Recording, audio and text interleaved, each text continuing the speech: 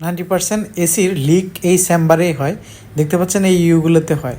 আর এই যে ইউগুলো কেটে আমরা নতুন করে ইনস্টল করলে এরকমের এই যে ইউতে কিভাবে লিক হয় দেখতে পাচ্ছেন, আমরা এই যে বাবলগুলো দেখাচ্ছি এগুলোই হচ্ছে লিকেজ। এরকম অনেক লিক হলে বারবার লিক হতে থাকলে আমরা এই ইউগুলো সম্পূর্ণ কেটে চেম্বার থেকে কেটে ফেলে দিই, তারপরে নতুন ইউ ইনস্টল করার জন্য তৈরি করে নিই।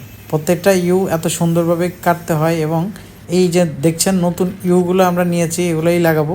এগুলার থিকনেস অনেক মোটা এবং 100% কপার, যা আর লিক হওয়ার সম্ভাবনা থাকবে না।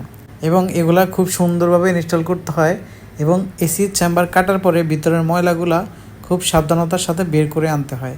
যদি কোনো রকমের ময়লা কিংবা ধুলাবালি থাকে তাহলে এসির কম্প্রেসার কিংবা গ্যাসের প্রভাব পড়ে নষ্ট হতে পারে। এই দেখতে পাচ্ছেন এটা এলজির ইনভার্টারের দ্যাটটন এসি। এটা চেম্বার কেটে ঠিক করে আমরা রেডি করে রেখেছি। এটা গ্রির একটন ইনভার্টার, এটা হচ্ছে গ্রির আরেকটা ইনভার্টারের একটন, এটা রেডি।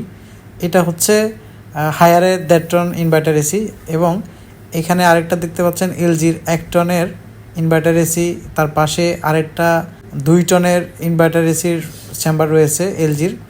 এবং আরও আশেপাশে আমরা প্রায় 6 থেকে 7টা এসির চেম্বার লিক রিপেয়ারের জন্য এনেছি। দেখতে পাচ্ছেন কয়েকটা এখানে চেম্বারের বডি অলরেডি ওয়াশ করে রাখা, এটা ডেলিভারির জন্য যাবে। তো আপনাদের যাদের এসি বারবার লিক হচ্ছে আপনারা যোগাযোগ করতে পারেন আমাদের সাথে। আমরা সারা ঢাকায় হোম সার্ভিসের মাধ্যমে এসির যাবতীয় কাজ করে থাকি। ধন্যবাদ।